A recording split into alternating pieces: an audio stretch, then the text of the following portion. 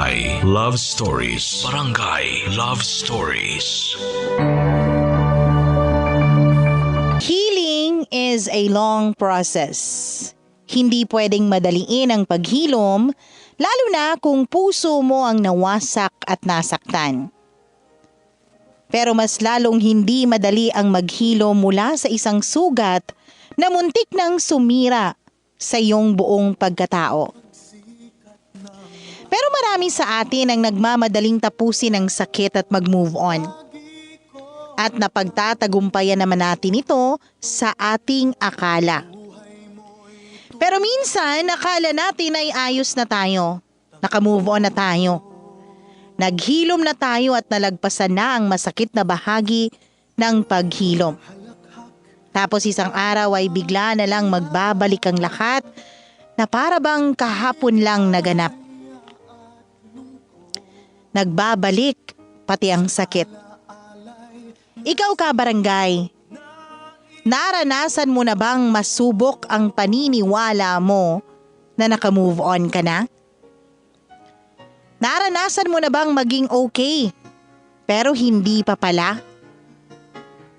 Paano kung ang taong labis mong minamahal ay may masakit na kahapon na hanggang ngayon ay hindi pa naghihilom? Dear Mama Mia, lahat naman siguro tayo ay merong nakaraan na gusto na nating ilibing sa malalim na hukay. Hindi lang ang mga alaala kundi kasama na rin doon yung dati nating pagkatao kung saan minsan tayong naging mahina dahilan para abusuhin tayo at pagsamantalahan ng ibang tao. Kaya nga importante na maging mabuti tayo sa ating kapwa. Dahil lingid sa ating kaalaman ay ang bigat ng kanilang pinagdaraanan na ikinukubli na lang nila sa kanilang mga ngiti. Bago ko simulan ang kwentong nais kong ibahagi sa Barangay Love Stories, ay gusto ko muna kayong batiin ng isang magandang araw, Mama Mia. At sana ay palagi kayong nasa mabuting kalagayan, gayon din ang lahat ng ating mga kabarangay. Ako si Jerome, 36 years old at nagtatrabaho bilang isang graphic artist sa isang advertising company. Ang totoo niyan, Mama Mia, ay naging fan na talaga ako ng inyong programa matapos akong makapakinig ng isa sa mga kwentong ini-airy nyo noon. At dahil doon ay na-inspire akong ibahagi hindi lang ang istorya ko kundi naming dalawa ng wife kong si Joy. Mama Mia, nagkakilala kami ni Joy sa naturang kumpanya na pinagtatrabahuan ko ngayon 8 years ago. Nauna siya sa akin doon ng 1 taon at pagkatapos ay tsaka naman ako dumating. Nang mga panahong yun din kasi ay kalilipat lang namin ng nanay ko matapos mamatay ang aking tatay. At yun din ang dahilan kaya naman kinailangan ko noong mag-resign sa dati kong pinagtatrabahuan. Mabait si Joy, Mama Mia. At kahit na bagong salta pa lang ako sa naturang kumpanya, ay tsinaga niya talaga akong turuan ng pasikot-sikot doon. Kaya naman in less than 6 months ay na-regular na ako. At mas lalo lang kaming naging malapit sa isa't isa ni Joy. Mama Mia, doon na nagsimula ang malalim naming pagkakaibigan. Hanggang sa nauwi iyon sa ligawan at hindi nagtagal ay sinagot na ako ni Joy. Mama Mia, sa totoo lang hindi ko talaga akalain na sasagutin ako ni Joy noon. Marami kasi ang nanligaw sa kanya hindi lang sa opisina namin kundi maging sa kalapit na opisina. Maganda kasi si Joy, Mama Mia. Bukod sa maganda ay mabait pa siya. Kaya naman hindi katakataka na marami ang magkagusto sa kanya. At hindi rin katakataka, Mama Mia, na maging ako ay nahulog sa kanyang ganda. Kaya nga, naisip ko talaga Mama Mia na napakaswerte ko dahil sa lahat ng nanligaw sa kanya ay ako ang pinili niyang sagutin.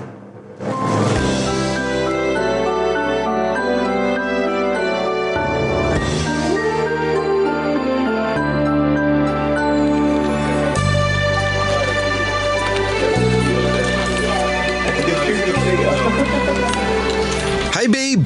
Kanina ka pa dito sa pantry? Oo kaya. Bakit ba ang tagal mong pumanik dito? Kaping-kape na ako. So ito, nagtimpla na ako. Bet mo ba? No thanks. Nag-coffee na ako kanina. May dala pala akong sandwich. Hinanda ni mami yan. Naks naman. Mukhang baby na baby ka pa rin ng mami mo ah. Pahingi. Teka mo kung masarap to ah. Grabe, masarap nga. Uy, dahan-dahan naman baka mabilaukan ka. Dalawa naman yan, tag-isa raw tayo. Actually, ginawa talaga ni mami yan para sa'yo. Talaga? Para sa akin tong isa? Ang sweet naman ng mami mo, babe. Naiiyak tuloy ako. Alam mo, puro ka talaga kalokohan. Oo nga pala babe, may gusto sana akong sabihin sa'yo. Ano yun? Since legal naman tayo sa amin, alam naman ni mami na tayo na kaya nagsabi siya sa akin na gusto ka na niyang makilala ng personal. Uy! Akin na yung kape, babe! Oh, ito! Aral! Ang init pala nito! Malamang. Oh, ito. Malamig na tubig. Ayos ka lang ba? Sinabi ko naman sa'yo na nguyain mo ang pagkain mo. Ayan, nabulunan ka tuloy. Kung makapagsalita ka naman dyan, parang ang siba ko dahil hindi ko nginunguya ang pagkain ko ah. Ang sama ng ugali mo. Okay ka na ba? Yeah, thanks. Babe, sure ka ba talaga na gusto mo na akong ipakilala sa mami mo? Of course! Naisip ko na magandang idea yon para sa wakas makilala na niya ang babaeng pinakamamahal ko. Nambola ka pa? Hindi kaya. Saka natural lang yun dahil ikaw ang first girlfriend ko. Kaya naman malaking bagay talaga sa akin na magkakilala kayo ng mami ko. Ha? Palagay mo ba magugustuhan ako ng mami mo? Sa video call pa lang kami nagkita. Doon pa nga lang hiyang-hiya na ako eh. Bakit naman hindi kanya magugustuhan? Ako nga ang anak niya. Gustong gusto ka. Alam mo para kang baliw. Seryoso ako, babe. Bigla ko tuloy hindi nalasahan tong kinakain ko dahil sa nervyos. Bakit ka ba kasi kinakabahan? Hindi naman nangangain ng tao ang mami ko. Siyempre, alam ko naman yun. Kaya lang… ano kasi, baby? Uy, huminahon ka lang. Kalma. Ina-anxiety ka na naman. Sorry, babe. Hindi ko lang kasi mapigilan. Alam ko na importante sa'yo na magkakilala na kami ng mami mo in person. At mahalaga rin naman sa akin yun. Kaya lang, parang hindi pa kasi ako handa. Huwag ka sanang madidisappoint. Bakit mo naman naisip na madidisappoint ako? Alam mo, never. Saka plano pa lang naman yun, babe. Mabuti nga nagsabi ka ng feelings mo. Hindi naman kita pipilitin kung hindi ka pa ready, okay?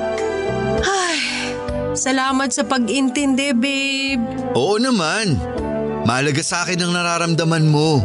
Kapag handa ka na, sabihan mo na lang ako. Pero sa ngayon, enjoy na lang muna natin tong kinakain natin. Mabuti pa nga.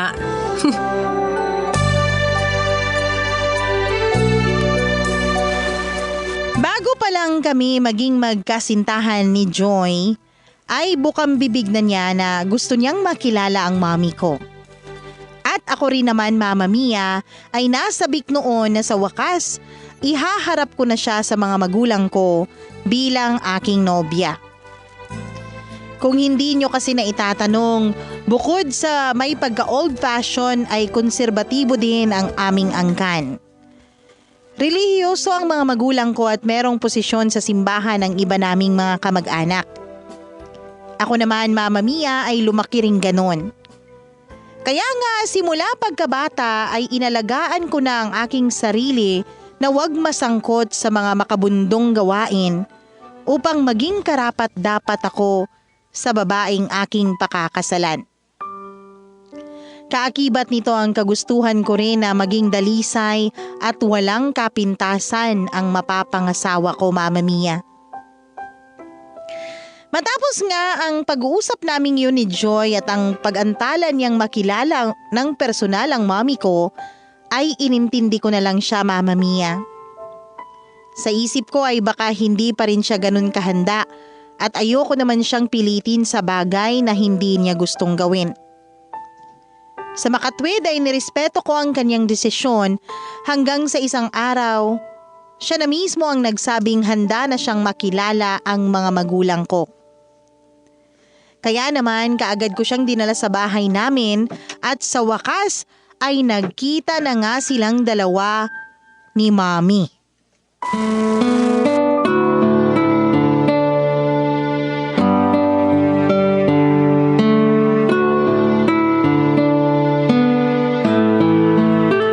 Babe, nasa na ba ang mami mo? Kanina pa tayo nakaupo rito. Wala pa ba siya? Pababa na yun, babe. Sinabihan ko na yun na wag nang magbihis ng bongga kaso pinagalitan pa ako. Keso syempre, kailangan daw niyang maging presentable sa harap mo. Hala, lalo tuloy akong kinabahan. O ano, ayos lang ba tong makeup ko? Hindi ba nasira? Itong damit ko pinlansya ko pa to kagabi. Sana naman hindi nagusot. Alam niyo, nakakatawa kayong mga babae. Normal sa amin yun, no? Tsaka may kasabihan tayo na first impression lasts. Kaya dapat gandahan mo na yung appearance mo. Oh, Mami! Ay, Sandali, alalayan ko na po kayo. Ang ganda naman ng mami ko. Pakis nga ako. Grabe, ang tagal nyo naman pong bumaba. Sabi nyo, sandali lang kayo. Bakit? Kararating nyo lang naman, di ba? Siya na ba ang nobya mo, Jerome? Yes, Mami. Si Joy po, ang pinakamamahal kong girlfriend. Joy, ang pinakamaganda at pinakamabait kong Mami Aya. Bolero, manang-mana ka talaga sa tatay mo. hello po, tita. Hello rin, Iha. Kawaan ka ng Diyos. Nice to meet you po, tita. Nice to meet you rin. Alam mo ba na ang tagal ko na rin sinabi rito kay Jerome na dalhin ka na rito sa bahay? Kaso bakit ngayon lang kayo nagpunta? Busy kasi kami pareho sa trabaho, Mami. Dumarami yung mga kliyente namin, kaya ayun, alam niyo na. Okay. Iha, ano ba ang mga hobby mo? Ho? Mga ginagawa, mga pinupuntahan, at ano bang klase ang pamilyang meron ka? Naipakilala mo na rin ba sa mga magulang mo si Jerome? Hindi kasi siya nagkukwento sa akin tungkol sa bagay na yon. Ano po, hindi ko pa po siya naipapakilala sa mga magulang ko. At saka wala naman po akong masyadong pinagkakaabalahan maliban sa trabaho dahil nauubos na rin po ang oras ko doon. Pinupuntahan… Regular ka ba nagsisimba tuwing linggo o kapag may okasyon lang at naisipan mo? Mami, ano po bang klaseng tanong yan? Di ba napag-usapan na natin yan? Aba, wala naman ako masamang intensyon sa tanong ko. Joy, Iha, huwag ka sanang ma-offend, ha? Siyempre, gusto lang kitang makilala ng husto at kasama na dun yung may idea ako sa mga bagay na ginagawa mo o mga taong sinasamahan mo. Malaking impact kasi ang mga aspetong yon sa kung sino o kung ano ka ngayon. At dahil nga boyfriend mo na itong anak ko at palagi kayong magkasama, sigurado na maiimpluwensyahan ninyo ang isa't isa. Ayoko lang maging bad influence ka kay Jerome. Opo, tita. Naiintindihan ko naman po yun. At pinapangako ko po na hindi ako magiging bad influence sa anak nyo dahil mahal ko po siya. Oo, sige. Pangahawakan ko yung pangako mong yan, ha? Hindi nyo naman po kailangan takutin ng girlfriend ko, Mami. Hindi yun pananakot. Siyempre, pinoprotektahan ko lang naman ang kapakanan mo. Kung magiging mabuting tao si Joy para sa'yo, ang ibig sabihin, magtatagumpay ang relasyon ninyong dalawa. Parang kami ng tatay mo noon. Tsaka ayoko na mapunta ka sa hindi karapat-dapat at maruming babae. Katulad na lang nung mga walang ginawa kundi magbisyo, gumimik, at pati na yung mga nakikipagsiping kung kani-kaninong lalaki. Ayaw lang kitang mapariwara, anak. Alam ko ganun din naman ang gusto mo para sa sarili mo at sa pamilya na bubuuin mo.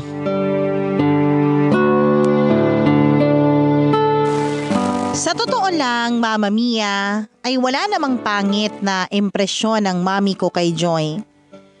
Kaya kahit paano ay nakahinga ako ng maluwag noon na magiging kasundo niya ang girlfriend ko.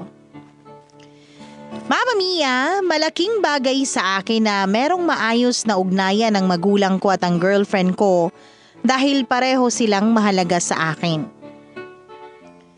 Kaya lang ay meron akong napansin kay Joy ng araw na yun matapos ko siyang ipakilala sa mami ko, Mama Mia. Naging tahimik kasi siya at nawala ng kibo. Hindi yun typical sa kanya dahil kalog siya at kwela. Kaya naman nag-alala talaga ako ng husto dahil sa pananahimik niya. Sinabi naman sa akin ni Joy na ayos lang siya at napagod lang. Kaya naman hindi ko na rin siya kinulit noon, sa halip ay inihatid ko na siya ng diretsyo sa apartment niya. Kaya lang ng mga sumunod na araw, Mama Mia, ay parang napapansin ko na nagiging balisa si Joy. Wala naman siyang sakit, pero malungkot siya at walang kabuhay-buhay ang kanyang mga mata. Hindi na rin siya madalas ngumiti o tumawa. At tila ba nawalan na rin siya ng gana sa lahat ng bagay ng mga panahong yun. Gusto ko siyang tanungin, Mama Mia, dahil gusto kong malaman kung ano ang problema niya. Joy, kung sa Tagalog, ligaya. Isang napakagandang salita sa ating wika na meron ding nakakatuwang kahulugan. At katulad ng kanyang pangalan ay ganun rin ang personalidad ng girlfriend kong si Joy. Masayahin, palatawa, kalog. Mga bagay na una kong nagustuhan sa kanya noon. Pero habang tumatagal na lalo ko siyang nakikilala, ay nito ko lamang napapatunayan sa aking sarili na hindi lang pangalan niya ang nakapagpapaligaya sa akin, kung hindi ang kanyang buong pagkatao, Mama Mia. Nang mga panahong yun, kahit na hindi pa nga nagtatagal na naging magkasintahan kami, ay hindi ko na pinigilan ang sarili ko na lalong mahulog sa kanya. Alam ko naman na nakakatakot ang pag-ibig. Kaya nga gabi-gabi rin ako na nagdarasal na sana basbasan ng Diyos ang aming relasyon ni Joy at mas lalo pa niya itong pagtibayin. Mama Mia, maganda si Joy at may pagka-misteryoso. Bukod sa akin ay wala na siyang naging ka-close sa mga kasamahan namin sa trabaho. Kaya naman kakaunti lang din ang nakakaalam ng tungkol sa pamilya niya. Palibhasa, hindi rin naman siya masyadong makwento. Hindi niya kinukwento ang tungkol sa kaniyang pamilya. At ang alam lang ng karamihan ay meron siyang matandang nanay at baldadong stepfather na nakasama niya sa iisang bubong bago siya noon nagdesisyon na tumirang mag-isa.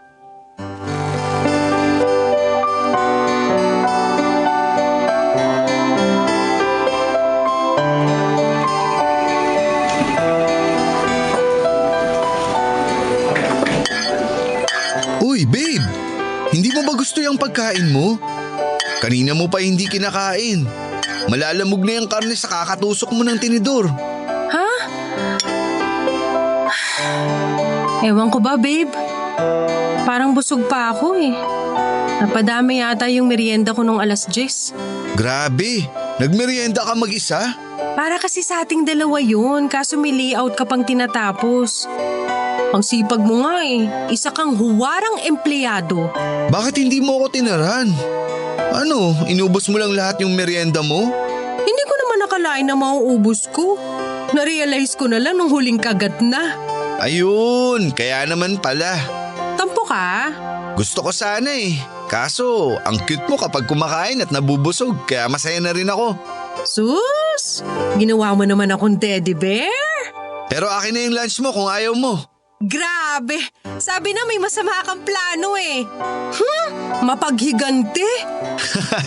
Siyempre biro lang, ikaw talaga. Babe, may tatanong pala ako. Di ba naipakilala na kita sa mami ko? Ako, kailan mo ako ipapakilala sa nanay at stepfather mo? Oh babe, ayos ka lang ba? Oo babe, ayos lang ako. Wala to. Hindi ka okay. Tingnan mo, nanginginig ang kamay mo tapos nauutal ka pa. Ano bang problema? Wala! Sinabing ayos nga lang ako. Babe, teka, saan ka pupunta? Sa CR. Kailangan ko ng space. Pwede ba wag mo muna ako sundan? Pero nag-aalala ako. Baka mapano ka kapag mag-isa ka lang. Sinabing ayos nga lang ako, kaya wag ka munang makulit. Kailangan ko lang huminga. Kailangan ko lang mapag-isa, please. Pero babe, I'm really sorry, Jerome. Pero kailangan ko lang talaga ng space. Pakiramdam ko kasi nasasakal ako. Pakiramdam ko hindi ako makahinga. Kapag nagtagal pa ako dito, baka mamatay na lang ako bigla. Sorry talaga. babe! Ay, Hindi ko maintindihan kung bakit lalong naging balisa si Joy matapos kong banggitin sa kanya ang pagiging interesado kong makilala ang mga magulang niya. Sa katunayan ay parang nawalan siya ng gana ng mga panahong yun na kausapin pa ako, Mama Mia. Naiintindihan ko naman kung hindi pa siya handang makilala ako ng mga magulang niya. At hindi ko naman siya pipilitin. Pero napansin ko na lang na tila mas naging defensive siya at mainitin ang ulo ng maghapong yun. Doon na nga ako nag-alala para sa kanya dahil nararamdaman ko na merong gumugulo sa isipan niya. Maraming bagay na gumugulo sa kanyang isipan na parang hindi niya masabi-sabi sa akin. Nang mga panahong yun, Mama Mia, bilang kanyang boyfriend, ay prioridad kong masiguro na nasa maayos siyang kalagayan. Kaya kahit mas madalas na iritable siya o kung minsan ay walang ganang makipag-usap, ay naglakas loob pa rin ako na kumprontahin siya, Mama Mia. Naisip ko noon na bilang nobyo niya ay may karapatan akong malaman kung anuman ang mga bagay na nagpapabagabag sa kanya. babe, dinalan kita ng pagkain at inumin. Break time na. Itigil mo muna yung pagtatrabaho mo at kumain ka muna. Jerome, busy ako. Hindi mo ba nakikita na naghahabol ako ng kota? Malapit na ang end of the month deadline namin. Pwede ba doon ka na nga muna sa table mo? Wag mo akong guluhin dito.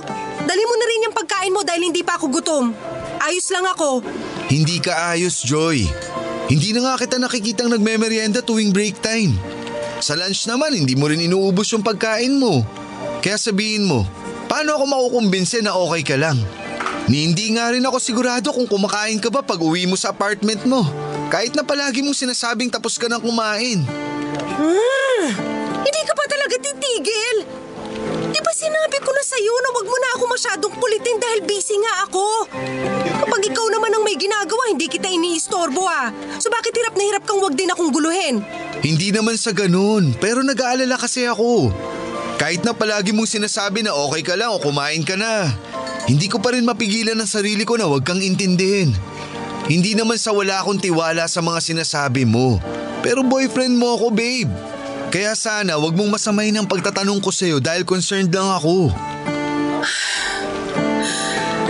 Alam ko naman yun, babe. And I'm really sorry dahil ang sama-sama ng pakikitungo ko sa'yo this past few days. Hindi ka naman naging masama. Naging masungit ka lang. Pero wag mo nang masyadong intindihin pa yon. Dahil ang importante, malaman ko kung anong nangyayari sa'yo. Kaya sabihin mo sa akin, may sakit ka ba? Wala naman akong sakit. Promise. Siguro stressed lang ako. Stress saan? Sa trabaho? Babe, pwede naman kitang tulungan kung kailangan mo ako.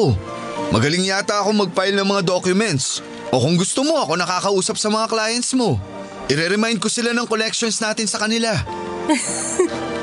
Palibasa, hindi ka matanggihan ng mga kliyente namin kaya nakakapaningil ka agad tayo. Aba syempre, bayad-bayad din pag may time. Pero thank you talaga sa pag-intindi at pagtsatsaga mo sa akin, babe, ha? Kahit na ang sungit-sungit ko sa'yo, nandyan ka pa rin naghahatid ng pagkain. Alam mo namang ayokong nalilipasan ka ng gutom eh. At alam mo rin kung gaano ako kasaya kapag nakikita kitang busog. Puro ka talaga kalokohan. Babe, alam mo na pag-isip-isip ko yung tungkol sa bagay na tinanong mo sa akin last time. Alin? Kung kailan mo ako ipapakilala sa nanay at stepfather mo? Oo. Naisip ko na to be fair, dapat nga makilala mo sila. Pero kung hindi ka pa handa, hindi naman kita pinipilit. Gusto ko lang talagang makilala rin yung mga taong nagpalaki sa'yo, babe. Dahil importante ka sa akin. Kaya naman, importante na rin sila. Huwag kang mag-alala. Tingin ko handa naman na ako eh. Tsaka matagal na rin mula nung huli akong pumunta sa bahay nila. Talaga? Gano'n na ba katagal? 8 months? 9? Hindi ako sigurado. Yung huling punta ko dun yung may kinuha akong mahalagang dokumento na naiwan ko bago ako lumipat. Pero sandali lang din ako dun. Pinadadalhan ko lang ng pera si nanay pero hindi ako madalas umuwi sa kanila ng stepfather ko. Kaya siguro magandang pagkakataon na rin to para bisitahin sila. Lalo pa noong nakaraang gabi nagsabi si nanay na namimiss na raw niya ako. Kung ganun, magandang pagkakataon na rin nga to. Nakaka-excite naman. Dahil sa wakas, makikilala ko na ang mga magulang mo.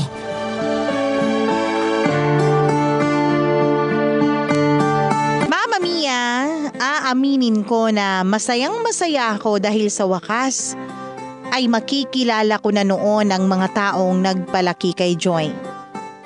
Walang iba kundi ang nanay Trina niya at ang stepfather niya na si Tatay Alex.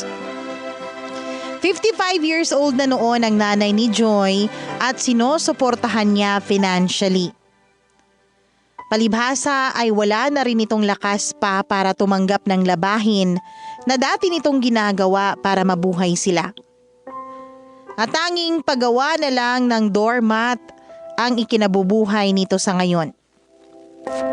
Samantalang ang stepfather naman ni Joy na si Tatay Alex ay baldado na.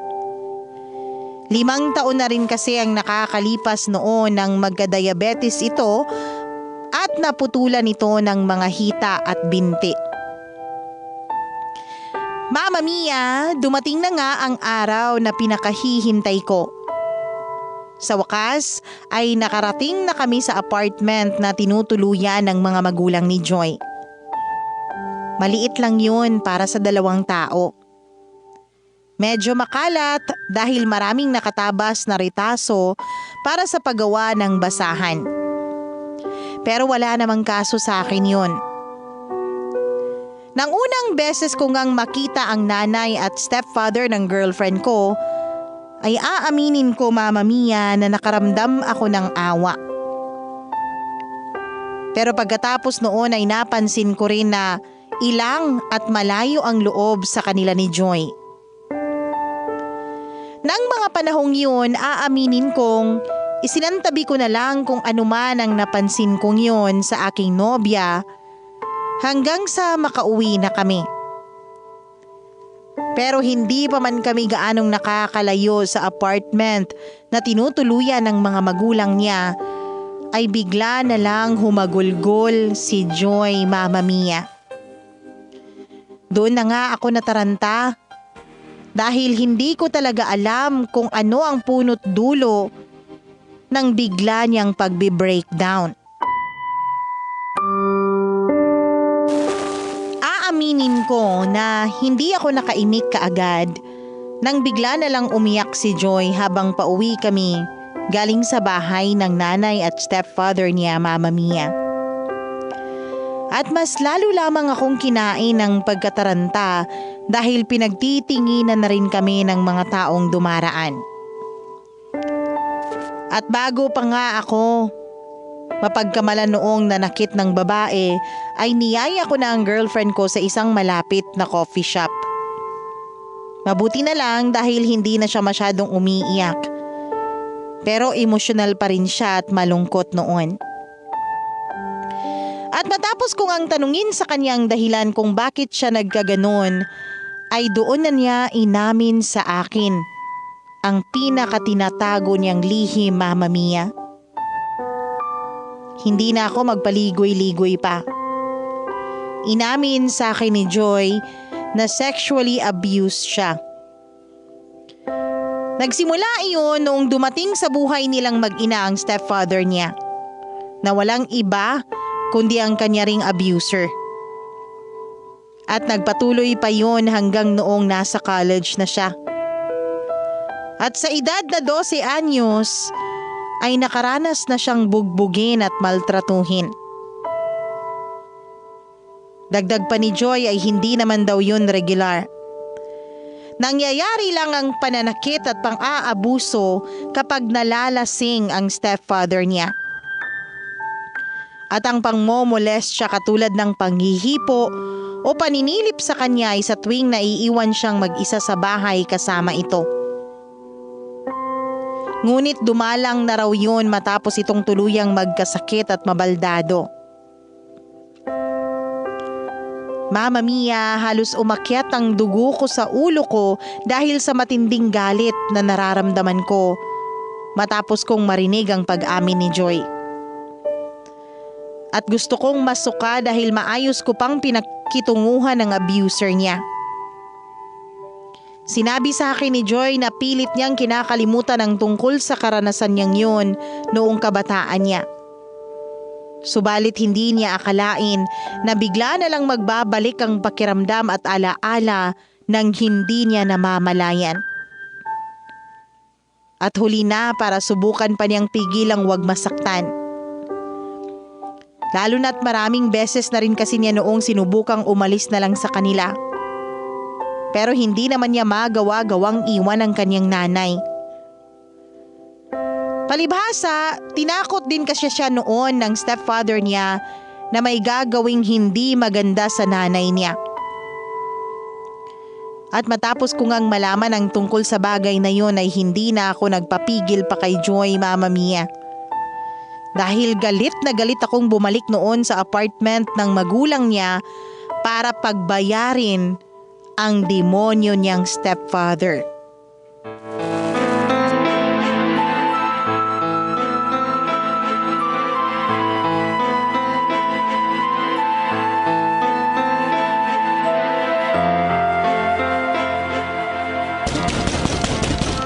Oh, sino ba'y kumakatok, mahal? Tingnan mo, parang gigibay na yung pinto natin. Pagsabihan mo nga. Teka, at pupuntahan ko.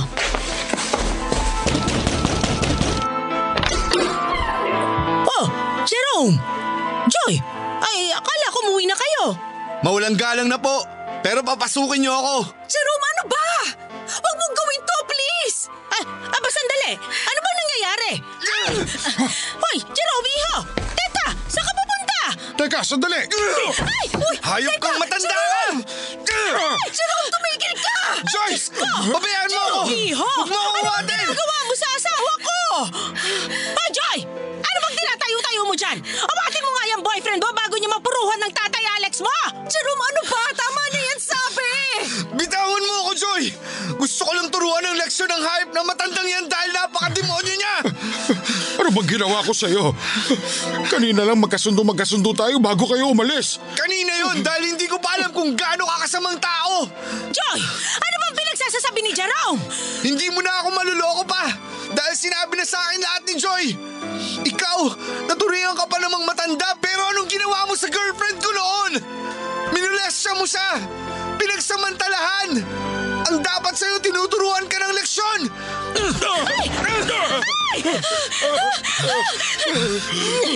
Layo mo, asawa ko, dali papakulong kita! Ano ang sinabi nyo? Ako? Ipapakulong nyo? Hindi niyo po ba narinig ang sinabi ko?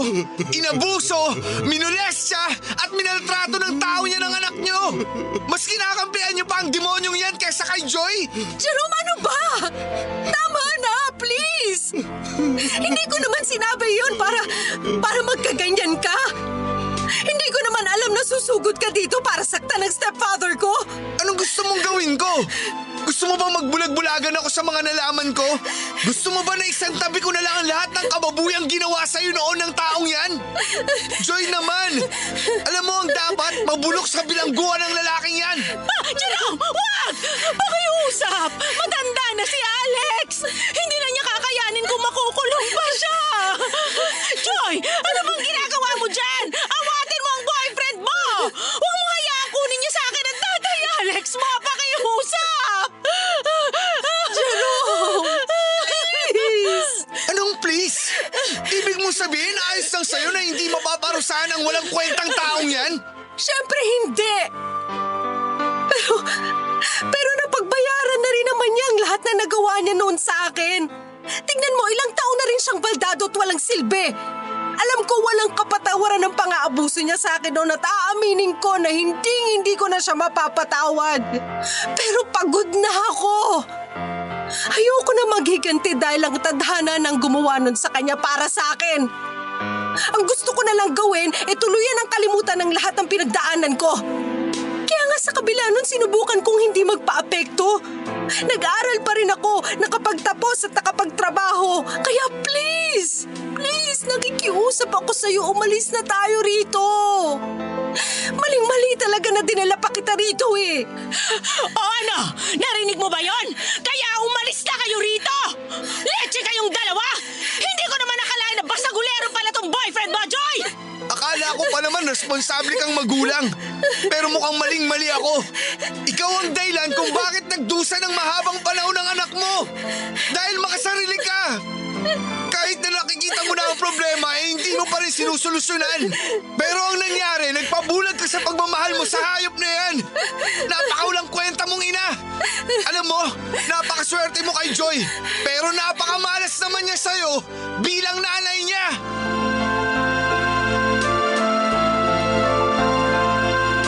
Mama Mia, kitang-kita ko kung paanong sa isang iglap ay nagbalik kay Joy ang lahat ng masalimuot niyang pinagdaanan noon.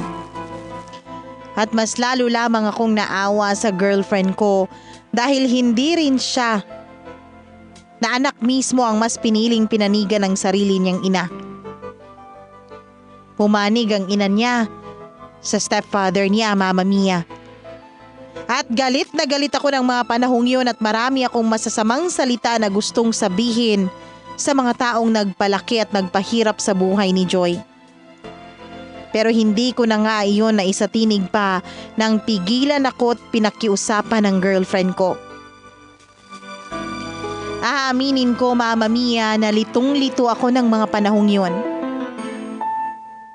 Maraming mga bagay pa rin na hindi tumitino sa utak ko.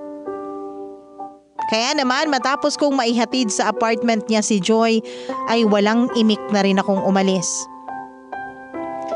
Palibhasa, hindi lang kasi galit ang nangingibabaw sa akin noon para sa mga taong dahilan ng masakit na nakaraan ng girlfriend ko. Kundi panghihinayang na rin dahil tila gumuho na rin noon ang mundo ko matapos kong malaman na sexually abused si Joy.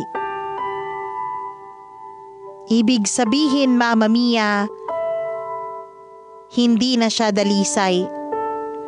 At hindi na siya yung babaeng pinangarap kong ihaharap sa altar para pakasalan balang araw.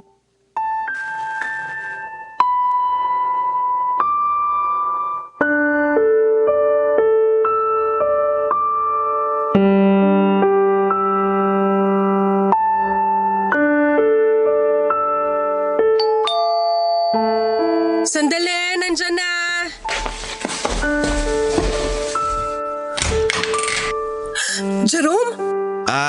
Hi Joy, magandang gabi.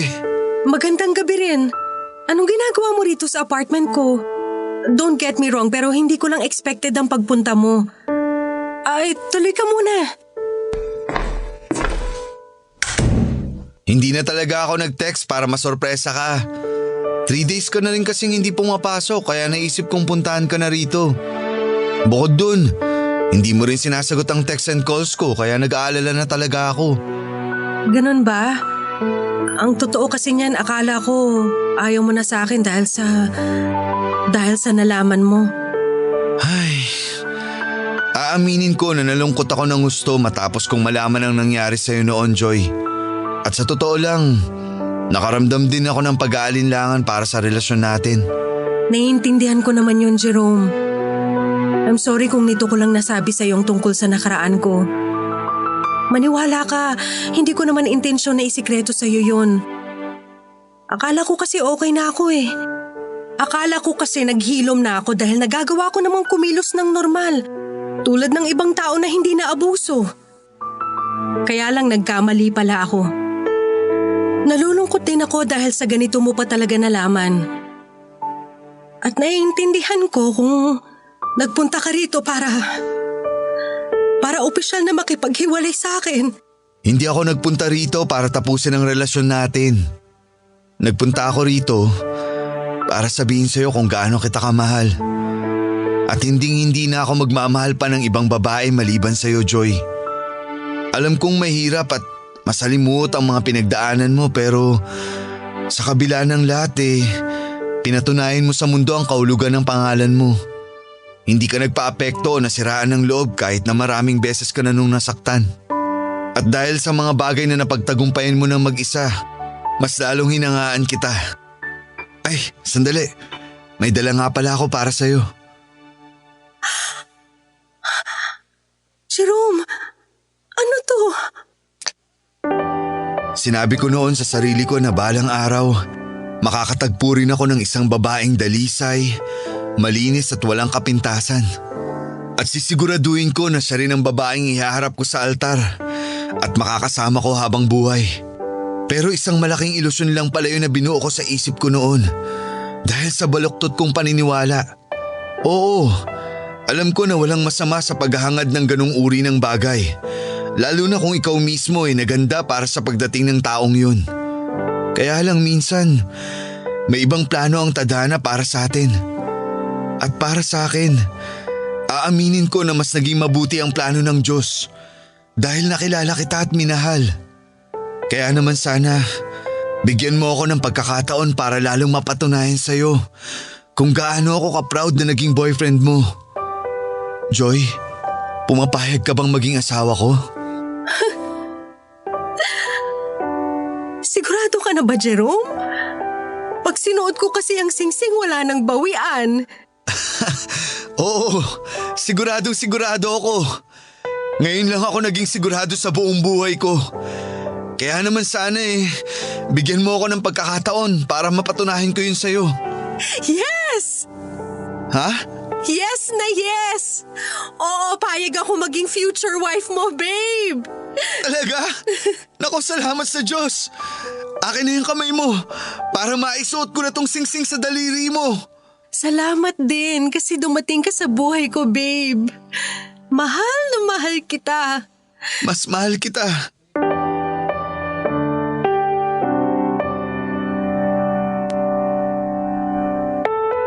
Ikinasal kami ni Joy pagkalipas ng 3 taon.